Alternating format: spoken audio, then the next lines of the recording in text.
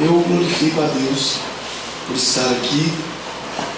Como o pastor Gerson falou, nós tivemos uma época muito boa no seminário, em Cianorte, e falou que se começássemos a lembrar, o culto acabava, mas é que vocês iriam sorrir muito, né?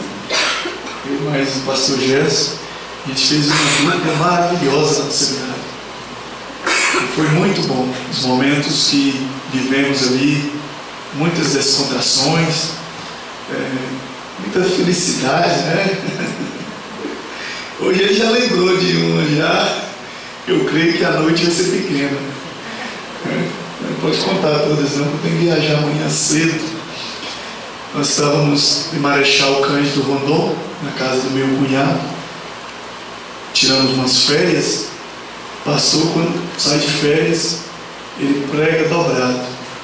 Que a gente vai rever os amigos, né? Aí chega em um lugar, alguém fala assim: que bom que você veio, prega à noite para mim. E foi assim, né? Até quase lá perto de Foz do Iguaçu, a gente teve que ministrar a palavra, mas foi uma bênção. A gente aproveita e rever os companheiros. Eu fico feliz em encontrar aqui o pastor Gerson, a sua esposa, a irmã Lúcia, a filha, essa igreja abençoada. Que Deus continue derramando chuvas de bênçãos sobre a vida de cada um aqui presente, em nome de Jesus, amém?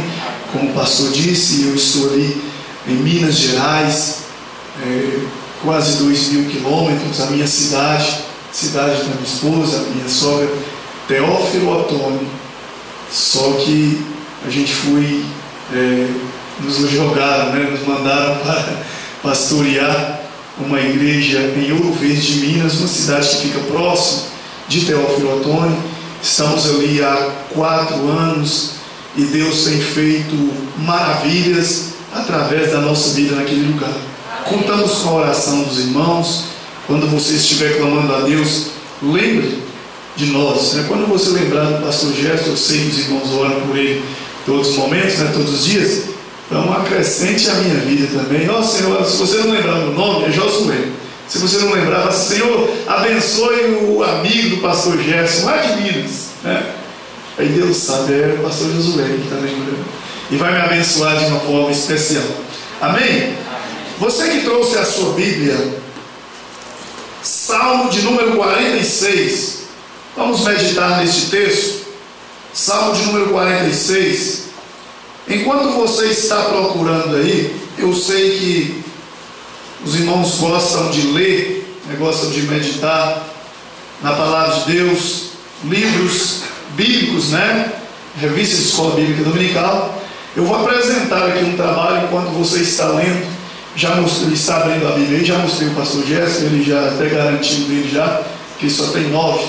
Estou com um livro aqui, Princípios Bíblicos do Namoro Cristão. Esse livro não fui eu que elaborei, queria ter essa honra, mas é um grande amigo meu, pastor Jonas Boaventura, pastor da Igreja Presbiteriana Renovada, do nosso presbitério ali, de presbitério do Vale do Mucuri, Teófilo Otoni, e ele é especialista nessa área, namoro, noivado, casamento. É um rapazinho bem novo, né, como nós. E se você olhar para o rosto dele, mas o cara vai falar sobre o quê? Ele não entende nada do assunto. Não, ele é especialista nessa área. E ele fez esse livro e, graças a Deus, com muita propriedade, muitos temas importantes, né? Por exemplo, eu vou só lembrar que só falar um tema aqui, que no século que estamos vivendo hoje, está sendo normal isso acontecer, mas não pode, né? Tem jovens adolescentes que fazem essa seguinte pergunta: posso namorar um não crente? Tem aqui essa pergunta, resposta, tudo com base bíblica, entendeu? Então a gente está passando por algumas dificuldades nessa área também. São vários temas muito importantes para você que gosta de ler, tá, irmão? São 51 lições e é uma oferta que você vai me dar, tá? Vai me entregar uma oferta de R$10 e eu vou lhe dar um livro de presente para você lembrar mais de mim. Não vou vender não, é uma oferta. Ela vai chegar, o pastor, está aqui, eu vou lhe dar um livro de presente. Vale a pena, é dos nossos, tá? Pastor da Renovada. E você vai estar conhecendo esse trabalho. Só tem 8, né? O pastor Gerson pegou um, só tem 8. O restante ficou tudo no meio do caminho. Vamos ler a palavra do Senhor. Quem encontrou, por gentileza, se coloca em pé. Salmo 46. Nós vamos ler até o verso de número 11. Que diz assim: Deus é o nosso refúgio e fortaleza, socorro bem presente na angústia, pelo que não temeremos, ainda que a terra se mude, e ainda que os montes se transportem para o meio dos mares, ainda que as águas rujam e se perturbem, ainda que os montes se abalem pela sua braveza. Há um rio cujas correntes alegram a cidade de Deus, o santuário das moradas do Altíssimo. Deus está no meio dela, não será abalada. Deus a ajudará ao romper da manhã. As nações se embraveceram, os reinos se moveram.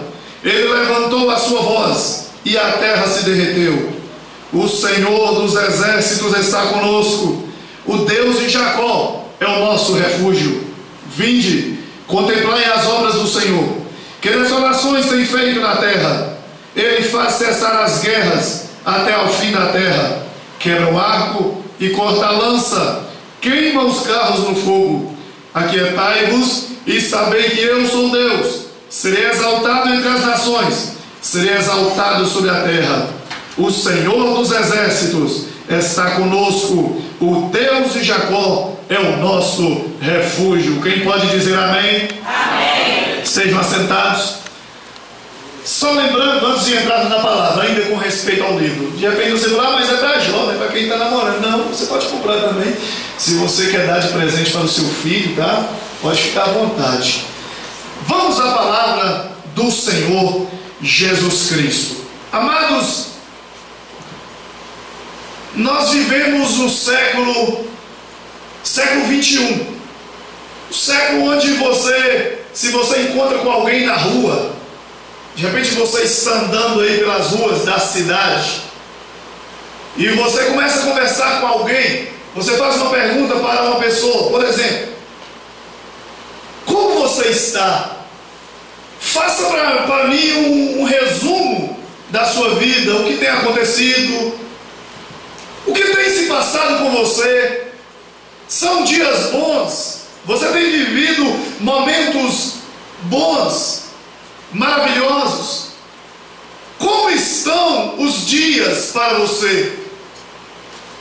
Talvez a resposta que você mais ouvirá é esta: difícil. Tempos de crise, tempos difíceis, tempos de angústias. Para mim não está dando nada certo. Eu estou vivendo um tempo de tristeza. Eu quero que melhore, mas eu não estou experimentando, vivenciando essa melhora. E nós observamos que o século XX foi considerado por muitas pessoas como sendo o século do otimismo, um século do bem-estar, um século, para muitos, da autonomia, que tudo daria certo em todas as áreas, que todos os planos do homem seriam bem-sucedidos. Alguns pensavam que o mundo melhoraria tanto, que o mundo se evoluiria tanto, que a coisa melhoraria de uma forma extraordinária, até chegar a um ponto, a um determinado momento, que o homem teria tudo sob o seu controle. Pensavam que tudo estaria sob o seu domínio, tudo estaria sob o seu comando. O homem chegou a pensar que ele teria a natureza sob o seu controle, dominaria tudo. O homem chegou a pensar que a sociedade viveria em uma perfeita ordem.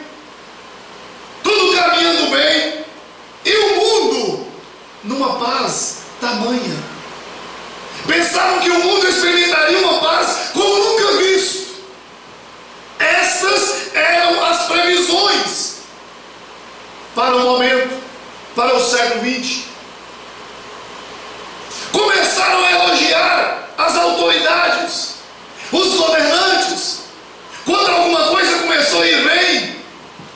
E alguns diziam alguns cristãos até, pelo fato de a coisa começar a dar uma melhorada, alguns cristãos começaram a dizer: este é o governo que queremos, que precisamos, esse foi mandado por Deus, esse aí está no lugar certo. Só que aí, depois do plano cruzado 2, a alegria de muitos, a felicidade de muitos, a sensação de bem-estar de muitos começou a virar lamentação, começou a virar choro, começou a virar murmúrios. A alegria de muitos deu lugar para a tristeza, porque as coisas não começaram a andar do jeito que eles pensavam que andariam. E a pergunta que se faz é esta: por que isso? Por que aconteceu desta forma?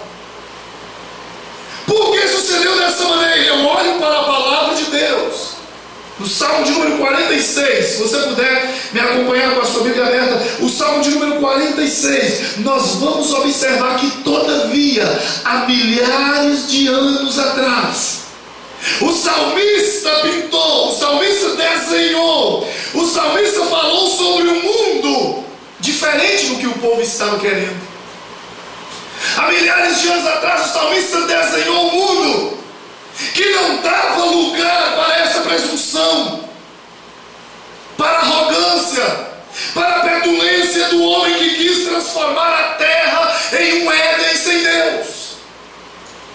O salmista Davi veio falando diferente, mostrando diferente, ensinando diferente no texto.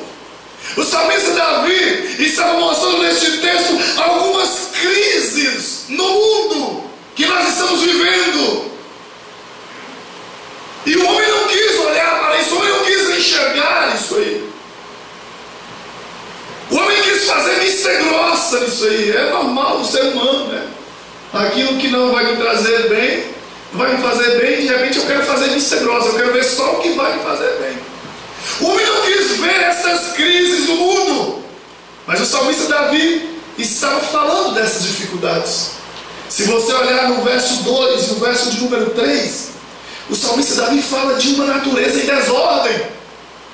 Você lembra disso? Quando eu disse que o homem pensava que o mundo evoluiria de uma certa forma tão grande que ele teria a natureza sob seu controle.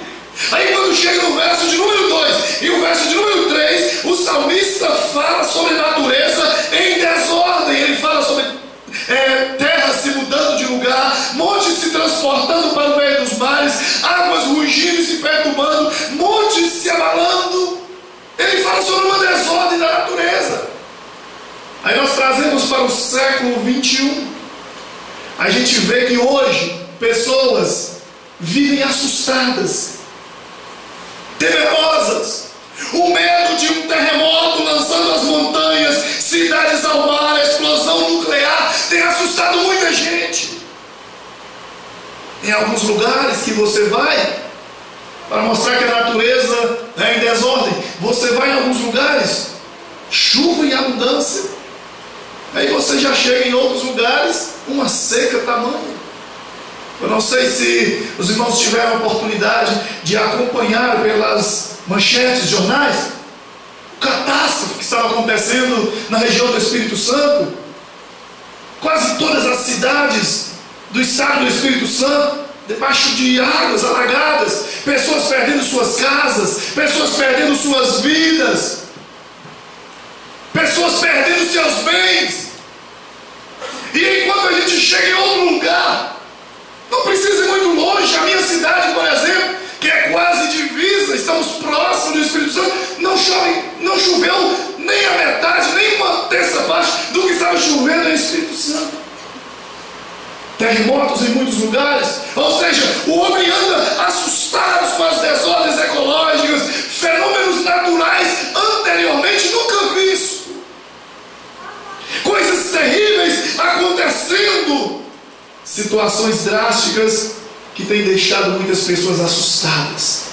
E o salmista Davi já falava sobre isso há milhares de anos atrás. Ele já mostrava isso aí. Aí o salmista Davi não para por aí. Se você ler no verso de número 6, o salmista também fala que há milhares de anos atrás ele nos mostra um quadro de uma sociedade desestruturada. A gente vê isso ou não vê? Uma sociedade desestruturada. Vivemos no meio de uma sociedade onde não parece estar se estruturando em função de um todo. Ou seja, não se dá, a nossa sociedade hoje não se dá a mão ao próximo, não ajuda ao próximo, ao necessitado. Pelo contrário, o egoísmo, a arrogância, o individualismo, a indiferença, a soberba cresce desde as pequenas nações até o primeiro mundo. Crescem assustadoramente. Quantas pessoas que para conseguir alguma coisa na vida, o seu objetivo, ele pega o menor, aquele que não tem uma situação boa financeiramente falando, e coloca aquele como escada para ele conseguir os seus objetivos. Isso é reflexo de uma sociedade desestruturada. Aí você para assistir o jornal e quantos crimes, quantas barbaridades, quantas atrocidades, quantos inocentes sendo condenados, quanta fome, coisas que nos deixam perplexos. Chegamos até a fazer a pergunta: Deus, que coisa é essa aqui? Que é isso? O que está acontecendo? Uma sociedade desestruturada. Salmista Davi falou sobre isso. Salmista Davi falou sobre o mundo em guerra. Quantas guerras?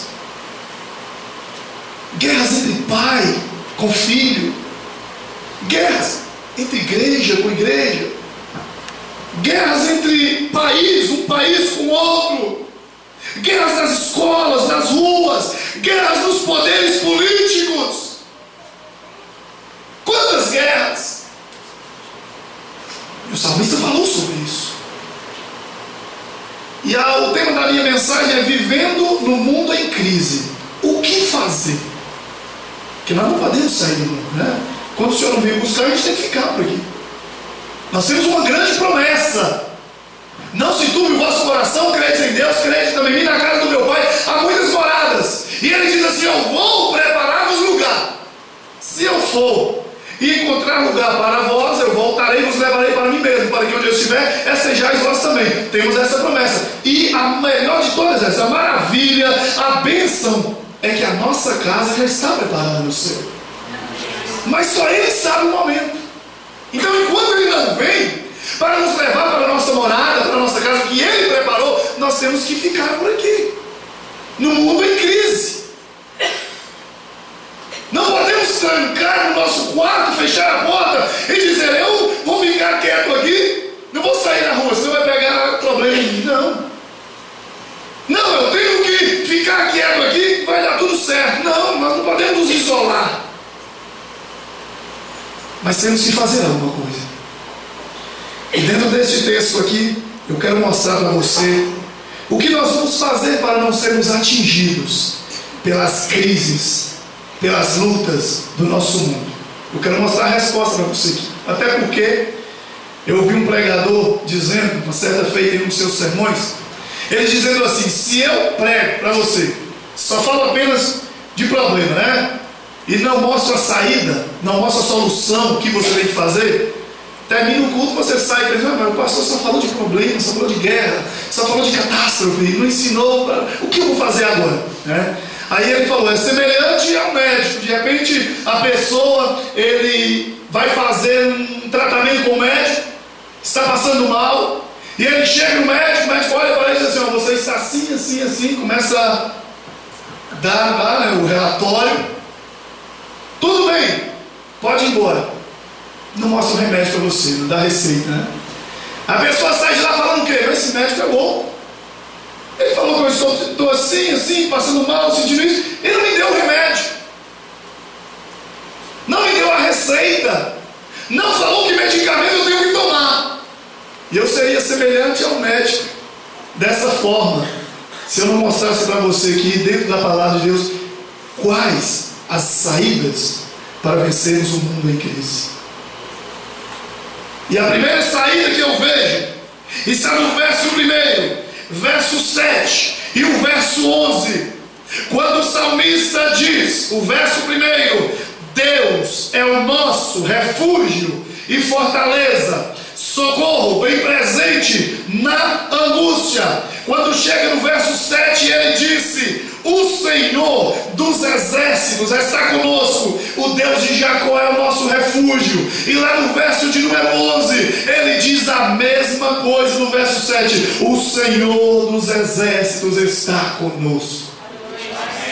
Eu aprendo aqui dentro deste texto, nesses versículos, que a primeira coisa, o primeiro passo, a primeira dica para vencermos as crises deste mundo, para triunfarmos, para sermos vencedores, é abrigar-nos em Deus. E quando eu falo em abrigar em Deus, eu estou falando em confiar em Deus. O que é abrigar em Deus? É confiar em Deus, meu irmão. É acreditar em Deus. Confiar em Deus não significa você olhar para Ele e dizer: Senhor, eu confio em Ti. Como tem um hino lindo que a gente canta: Pai, eu confiarei. Aí quando vem a prova, você esquece de Deus. Você esquece que Deus está no controle, que está no comando. Você deixa Deus de lado, começa a murmurar, começa a reclamar, começa a criticar tudo e todos. Confiar em Deus é deixar as nossas causas nas mãos de Deus. Confiar em Deus é acreditar que Deus pode no momento dele, não no nosso. Porque eu tenho o meu momento, você tem o seu. Tem vezes que eu estou esperando, se dependesse de mim, era para acontecer há muito tempo. Mas o tempo de Deus é diferente do meu. Agora, por causa disso, eu não vou confiar em Deus. Pelo contrário, eu tenho que confiar em Deus. É por isso que o sábio Salomão, o homem rico, o homem sábio, o homem que tinha muitos recursos, ele diz assim: uns confiam em carros e outros em cavalos, mas nós faremos menção. Ele estava dizendo: nós confiamos no Senhor. E ele disse: mas uns se curvam e caem, mas nós estamos em pé. Porque quem confia em Deus pode dar tudo errado, pode 1000 levantar à direita, 10.000 à esquerda, pode acontecer coisas absurdas, mas ele confia em Deus Todo-Poderoso. Quem confia em Deus, ele é como Jó. Pode estar passando pela prova, pode estar passando por momentos difíceis da sua vida, pode perder tudo, até a mulher pode voltar contra si, mas quem confia em Deus diz assim: eu sei que tudo pode e que nenhum dos seus planos podem ser frustrados. Quem confia em Deus, ele sabe que Deus está sempre pronto para lhe abençoar. Foi isso que aconteceu com o salmista Davi. Davi é um exemplo que nós temos aqui na Bíblia de um homem que teve motivos de sobra para confiar em Deus. É por isso que nós vemos neste texto ele dizendo: Deus é o meu refúgio, Deus é a minha fortaleza, Deus é o meu socorro bem presente na angústia. Ninguém melhor do que Davi para vivenciar essas experiências com Deus. Quando nós começamos a meditar na vida de Davi, nas batalhas que Davi enfrentou, nos problemas que Davi estava tendo na sua vida, nós vamos chegar a uma conclusão que Davi teve muitos motivos para nos exortar a confiar em Deus. Talvez a grande luta de Davi, a maior adversidade que ele enfrentou, foi quando ele estava diante do gigante Golias, em uma guerra, em um confronto. Saul, que era o rei, não queria deixar Davi participar daquele confronto. A luta já começou em casa, porque as pessoas que estavam com ele, que estavam vivendo com ele, começaram a humilhá-lo, dizendo: você não vai conseguir, você não tem nenhum jeito para confrontar com esse gigante. Ele é experiente em guerra, você não sabe nada. Ele é acostumado a desafiar, você não sabe nada. Tanto é que ele subia em uma montanha muito alta e começava a desafiar os moradores de Israel. Quando ele começava a dizer assim: por acaso não tem homem aqui em Israel capaz de lutar comigo? E Davi agora, sobre olhares desconfiados de alguns, ele decide enfrentar aquele gigante. Eu estou falando em confiar em Deus, abrigar em Deus. E agora Saul olha para Davi e diz assim: já que você quer confrontar com esse gigante, tome aqui as minhas roupa, eu sou rei, eu também estou acostumado com guerras, você não está acostumado com essas coisas, suas armas são primitivas, só pedaço de pau, só pedras, armas que a gente encontra aí no mato mesmo, mas eu estou te dando a minha arma, tome aqui, coloque essa espada, coloque o capacete, vista a minha farda. Davi até tentou vestir. Mas diz a Bíblia que quando Davi começou a andar, ele começou a se sentir pesado, não tinha jeito, não conseguia andar com aquela roupa, aquilo estava trazendo um desconforto para ele, um incômodo. E Davi agora olha para Saul e diz assim: tire isso de mim, eu não quero essa roupa, eu não quero, até porque olha o trabalhar de Deus como é, irmãos. Talvez se Davi tivesse vencido o gigante com a roupa do rei Saul, eles poderiam dizer assim: só venceu o gigante porque estava com a farda, com os armamentos, com as vestimentas de Saul. Só foi vitorioso porque estava vestido as roupas do rei Saul. Mas quando Davi olhou para Saul e disse assim: tire essa roupa de mim porque eu não quero, ele estava dizendo: eu confio em Deus. Eu não preciso de armas, eu não preciso de roupa de Saul, eu preciso apenas da companhia de Deus comigo na minha vida. Você não precisa de armas primitivas, você não precisa de dar alguns jeitos para conseguir algumas coisas, alguns objetivos. Você precisa de Deus na sua vida, porque se Deus estiver com você, todas as coisas darão certo para você. A Bíblia diz que todas as coisas cooperam para o bem daqueles que amam ao Senhor. Davi diz assim: eu preciso da presença de Deus. Aí olha a prova da dependência de Deus, porque quando o gigante Golias olhou para ele, a arena, o palco estava montado, e Davi agora vem confrontar-se com o gigante. Quando o gigante olha para ele, pensou que era uma pessoa que estava pronta para desafiar, uma pessoa acostumada com guerras, com desafios. E ele viu Davi todo despreparado, apenas umas pedrinhas em uma bolsa que ele carregava de um lado. O gigante agora olha para Davi e começa a humilhar Davi. Ele diz: sou eu algum cão? Olha que posição que ele colocou Davi.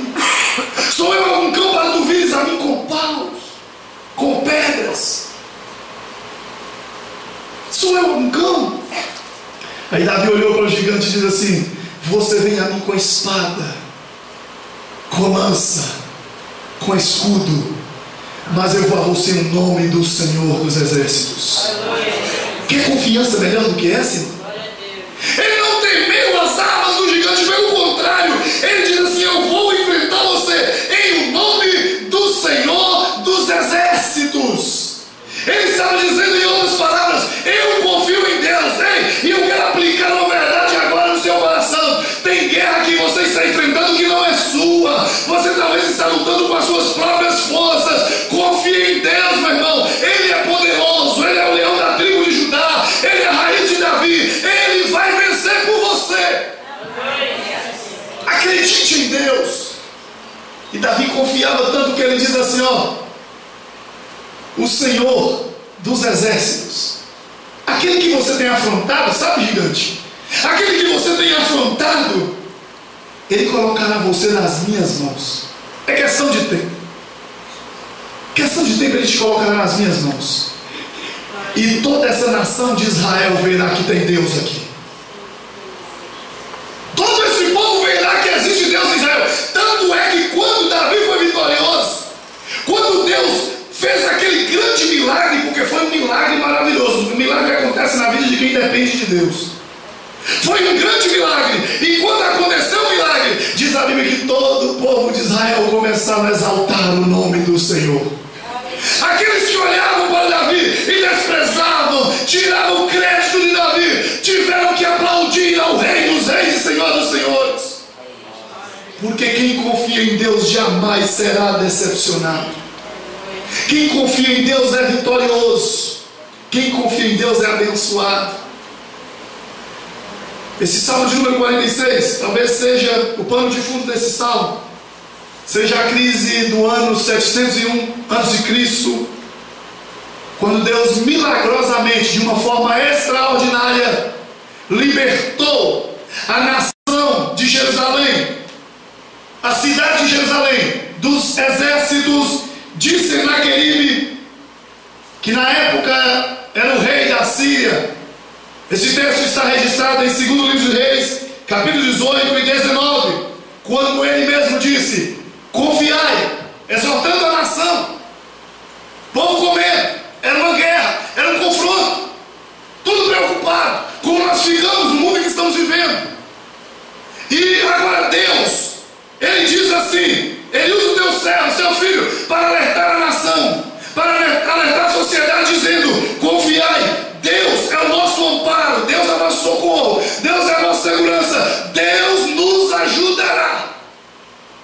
Nós não estamos sozinhos. Você não está sozinho nessa peleja.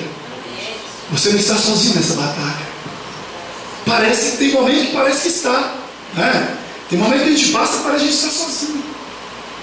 Tem momento que a gente passa por cada coisa na vida, que a gente olha para a direita, para a esquerda, olha para a frente, a retaguarda, não vê ninguém, não vê um amigo, não vê um pastor. A gente fala: como eu queria um pastor aqui para me dar uma palavra de ânimo, para falar comigo alguma coisa, para orar para mim. Como eu queria o meu pai, a minha mãe, o meu irmão aqui comigo. Eu estou sozinho. Parece que a gente está sozinho em algumas áreas da nossa vida, alguns problemas que a gente passa. Mas, meu irmão, não estamos sozinhos. Nós temos um companheiro. Nós temos um Deus tão poderoso que diz a Bíblia que até quando estamos dormindo, sabe quando você está naquele sono gostoso, o inimigo fala assim: agora eu vou lançar, vou pegar agora. Você está dormindo? Você está vendo nada mesmo? O Senhor diz: não, esse aí você não toca. Até quando estamos dormindo, Deus está cuidando de nós. Deus está cuidando de nós.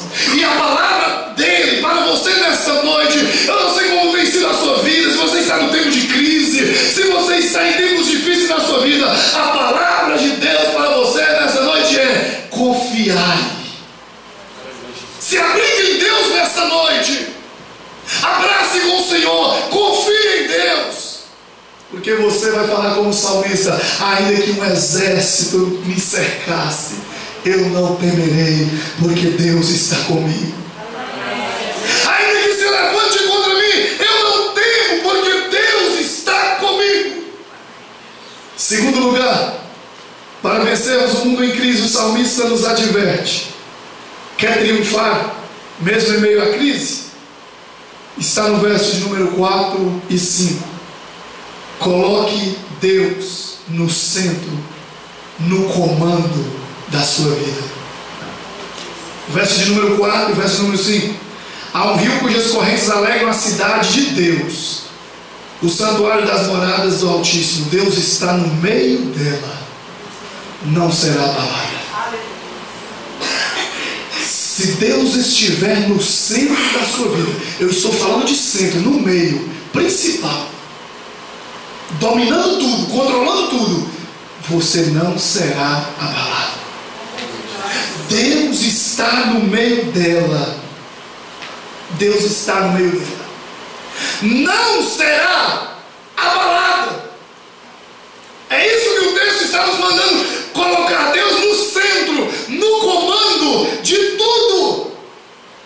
E é interessante que algumas cidades grandes são atravessadas por rios, e para fornecerem o sustento das pessoas, os moradores, tornando possível a agricultura e facilitando o comércio com outras cidades, eles usam alguns meios, por exemplo, alguns barcos, alguns navios, para que possam levar alimento para outras cidades, para outros lugares, cidades que são atravessadas por rios.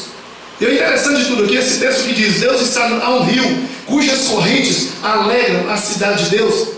Eu aprendo uma coisa aqui nesse texto: enquanto, porque Jerusalém não tinha esse rio que existe em algumas cidades, Jerusalém não tinha, não possuía esse rio. Mas interessante que mesmo não tendo esse rio, que através dele o povo pudesse levar alimento para os moradores da outra margem, o texto fala que Jerusalém tinha um Deus poderoso, que como um rio, ele sustentava o povo. O povo nem lembrava que não tinha rio ali, porque não faltava nada. Deus providenciava tudo. Deus mandava tudo para o povo, enquanto eles obedeciam ao Senhor. Enquanto eles faziam a vontade de Deus, Deus sustentava aquela nação. E eu aplico aqui na nossa vida. Nós só podemos ter alegria vivendo num mundo onde as perspectivas são negativas se confiarmos no comandante por excelência, Deus, no controlador de todas as coisas. Só podemos ter alegria se confiarmos em Deus, que é o comandante. Aí eu me lembro de uma ilustração de um navio que levava muitas pessoas a um determinado local, e esse navio começava a fazer algumas manobras radicais no percurso, e o povo começou a ficar apavorado, com medo. Houve um alvoroço dentro daquele navio. O povo começou a gritar porque uma tempestade muito forte, vento soprando, e um olhava para o outro e dizia: nós vamos morrer, esse navio vai afundar, vai perecer todo mundo. E naquela angústia toda, eles olharam do lado e viram um garoto que estava tranquilo, sossegado, como o hino que cantamos: as ondas atendem ao seu mandar, sossegai. O garoto estava tranquilo, e aquilo causou um incômodo naquelas pessoas que estavam no navio. E eles agora chegam, começam a conversar e dizem: por que esse garoto está tranquilo? Muito tranquilo, vou conversar com ele. Não é possível, essa turbulência toda, essa luta toda aqui dentro, todo mundo quase morrendo aqui, esse garoto tranquilo. Chegou para o garoto e perguntaram: por que você está assim? Por que você não está preocupado? Por que você está tranquilo? Ele falou assim: olha, já faz muito tempo que eu faço esse percurso aqui, para lá e para cá. Sou acostumado com isso. Essa tempestade aí é normal para nós. A gente enfrenta essa tempestade quase todos os dias. Sabe por que eu não me preocupo? Porque quem está no comando é meu Pai. Ele sabe o que está fazendo. Meu Pai conhece toda essa trajetória, Ele sabe tudo. Ele pode ficar tranquilo, meu Pai está no comando. O que eu aprendo aqui, meu irmão: se o seu Pai estiver no comando, no controle da sua vida, você pode ficar tranquilo, irmão. Você pode ficar tranquilo, porque todas as coisas vão dar certo para você. Apenas deixe que o seu Pai comande, controle, dirija a sua vida. E em terceiro e último lugar, para não sermos atingidos, para sermos triunfantes no mundo em crise, verso 8, 9, verso 6, 8 e 9, nós precisamos entender que Deus é soberano. Olha o verso 6, o que diz: as nações se embraveceram, os reinos se moveram, Ele levantou a sua voz e a terra se derreteu. Quem faz isso senão Deus soberano? O verso 8: vinde contemplai as obras do Senhor, que desolações tem feito na terra. Verso 9: Ele faz cessar as guerras até o fim da terra, quebra o arco e corta a lança, queima os carros no fogo. E o verso 10, parte A: aquietai-vos, sabei que eu sou Deus. Quem pode nos garantir isso, senão Deus soberano? Meu irmão, você não serve um Deus qualquer, não. Você não serve um Deus com letra minúscula. Você não serve um Deus fraco. Você serve um Deus soberano. Você serve um Deus que tem poder. E não é poder assim, você serve um Deus que diz assim: ó, é-me dado todo o poder no céu e na terra. O seu Deus, Ele é tão poderoso que Ele diz assim: lance sobre mim todas as suas necessidades. Se esse Deus não fosse poderoso, irmão, Ele poderia dizer assim: lance algumas. Não lance todas não, que eu vou dar conta, lance algumas só. Sabe essa luta que você enfrenta, essa provação que você passa? O seu Deus é tão poderoso que Ele diz assim: lance sobre mim todas as suas, todas as suas necessidades, porque eu tenho cuidado de você. O nosso Deus, Ele é poderoso, irmãos, de uma forma tão grande, tão maravilhosa, que Ele olha para o mar bravio, Ele olha para o vento que está soprando, Ele diz assim: aquieta de vento.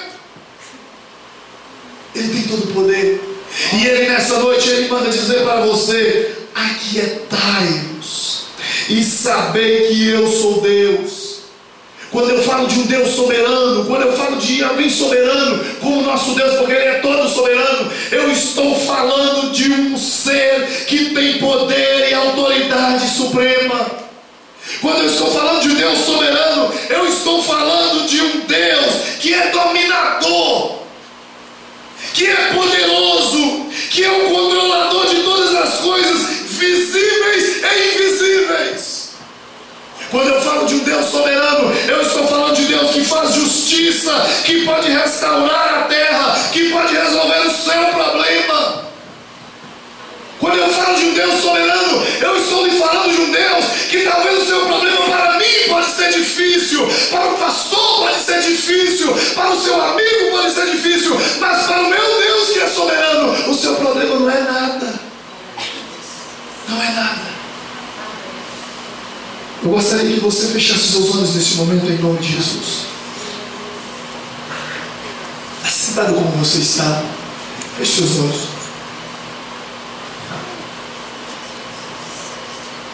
Aleluia. O nosso Deus é soberano. Eu não sei quais são as lutas, o que você tem passado até aqui, mas as dificuldades da vida não significa que o nosso Deus perdeu o controle, irmão. Pega o violão aqui, meu irmão. Vamos louvar o Senhor aqui, no hino 278. As dificuldades que você passa na sua vida, meu irmão, não significa que Deus está fora do controle. Não.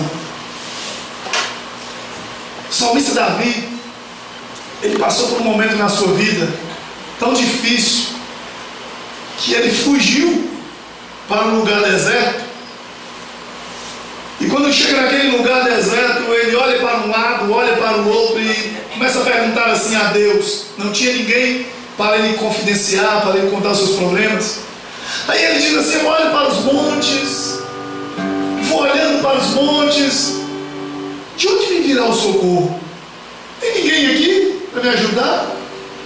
De onde me virá o socorro? Esse mesmo salmista, ele responde para si próprio, quando ele diz assim: o meu socorro vem do Senhor que fez o céu e a terra. Eu não sei como você entrou aqui hoje, mas a palavra de Deus é essa para você. Essa é a palavra que o Senhor colocou no meu coração para você. Coloque essa palavra em prática. Viva esta palavra. Acredite no Deus da palavra. Confie em Deus. É o primeiro conselho dele para você. Eu falei sim de guerra, de catástrofe, de problemas. Eu não falei isso para colocar medo em você, não. Eu falei de problemas no nosso mundo, mas eu falei isso tudo porque no final eu queria mostrar para você o caminho, o que Deus manda você fazer para ser bem sucedido. E a primeira coisa que o Senhor quer que você tenha, a primeira atitude que você tenha para ser vitorioso é confiar em Deus. Não confie no homem, porque no homem você é decepcionado. Se você confiar no homem, amanhã você decepciona. Você fala: eu pensei que fulano era assim, mudou. O homem pode te decepcionar. Confie em Deus, porque nele não há dúvida, nele não há sombra de variação.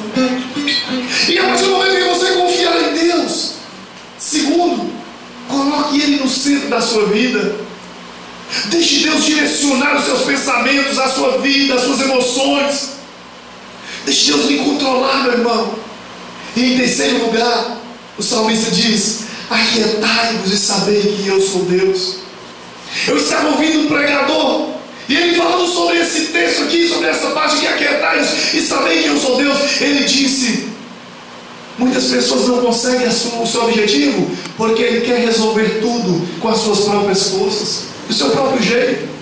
Ou seja, ele quer dar uma forcinha para Deus. Deus não precisa de ajuda nossa. Até porque Deus sem a minha pessoa, Deus sem a sua pessoa, Ele é Deus do mesmo jeito. Ele é soberano do mesmo jeito, Ele é poderoso do mesmo jeito. E eu me pergunto: e você sem Deus, o que é? Nada. Então quando ele disse esse texto aqui: aquietai-vos e sabei que eu sou Deus, ele estava dizendo: aquietai-vos é você literalmente sair de cena. Pare de lutar com as suas próprias forças, pare de tentar resolver com as suas próprias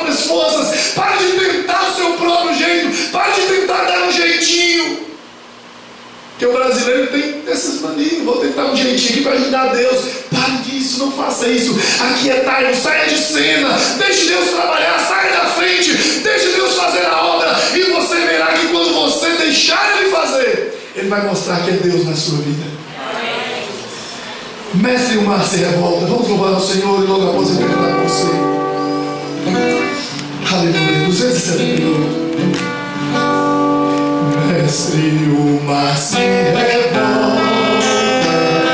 as ondas nos o céu se reveste de terra, não temos um Salvador, não se tira que morramos, podes assim dormir. Se a cada momento nos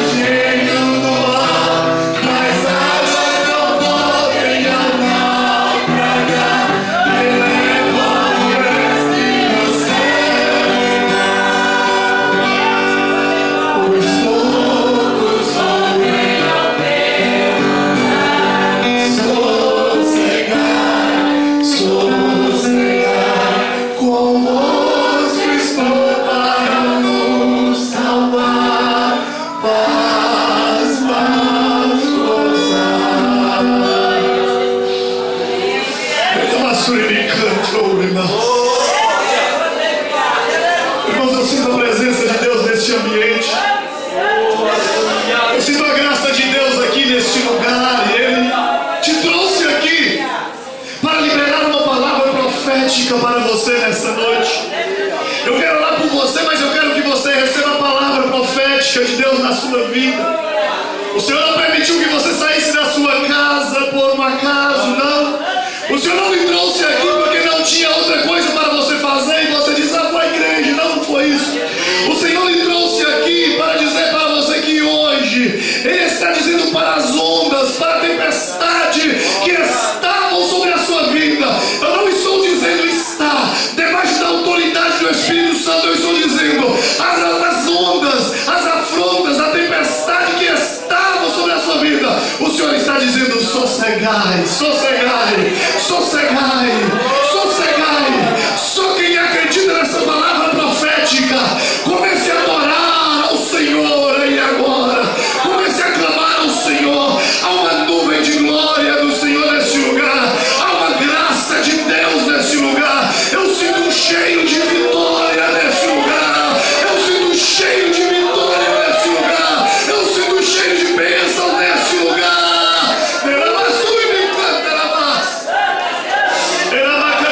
Senhor, evidencia a tua palavra no meio da tua igreja.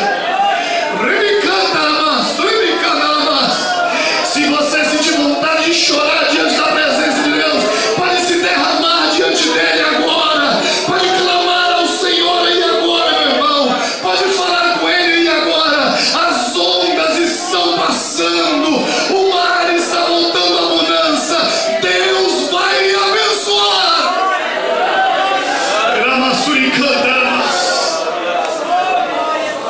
Eu sinto de Deus aqui essa noite. Procure um irmão, uma irmã aí perto de você. Procure uma pessoa aí.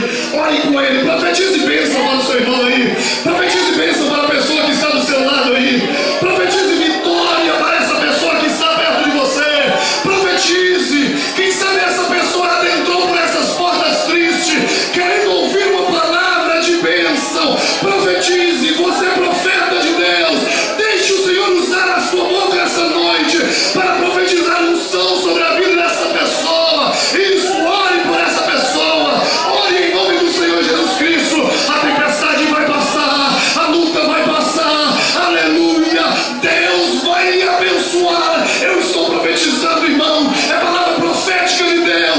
Você será abençoado hoje. Quem entrou triste vai sair alegre. Quem entrou desanimado vai sair animado. Eu já vejo pessoas sendo quebrantadas pelo Espírito Santo de Deus. Eu já vejo lágrimas sendo derramadas. O Senhor está trabalhando aqui. O Senhor está agindo aqui. O Senhor está trabalhando nessa igreja. Deixa Ele trabalhar, deixa Ele trabalhar, deixa Ele trabalhar.